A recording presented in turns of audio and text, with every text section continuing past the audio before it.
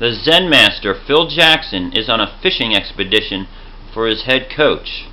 Now by fishing, I mean Derek Fisher, because Fisher now is the leading candidate to land the head coaching spot for the Knicks at Madison Square Garden. One would have thought that Mark Jackson might have been the more natural selection and may still be interviewed. Jackson, who was just let go after 2 successful seasons making the playoffs for Golden State, should never have been fired.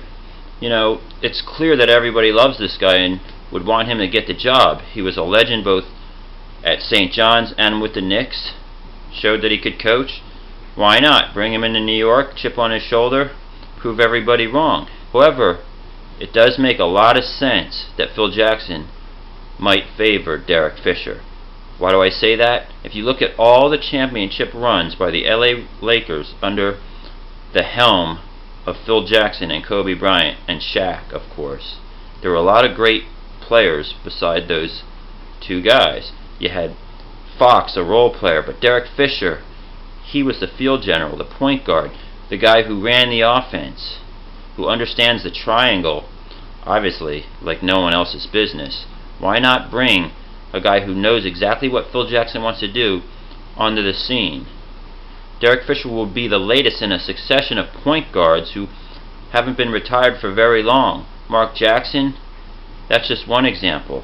You have the great New York Knicks coach, just played last year for the New Jersey Nets in Jason Kidd. So go back in history, you had Isaiah Thomas, deep runs into the playoffs with Indiana. He didn't fare so well with the Knicks. The list goes on of point guards who are taking over the coaching reins in the NBA. You'll still have your old, good old boy coaching circuit who have proven themselves to know what they're doing. But it seems like in another 10 years, just take all the point guards that are playing right now and they'll be coaching the teams. But I digress.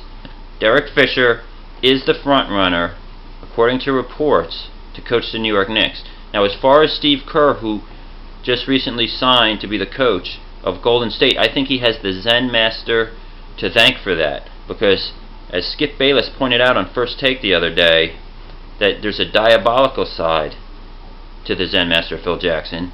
He may have been helping his friend who wanted to coach on the West Coast. His kids and his family are over there in California.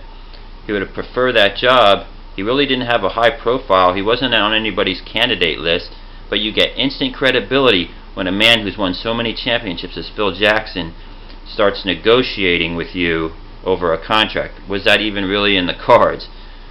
This guy is a guy who's loyal. He's not just a coach, but a life coach. That's why they call him the Zen Master, and will do anything for his players, including Steve Kerr. So there you have it. Derek Fisher, former point guard for the LA Lakers and former player for Phil Jackson, may now take over the head coaching reins and go toe-to-toe with former point guard Jason Kidd, this time in the arena of coaching.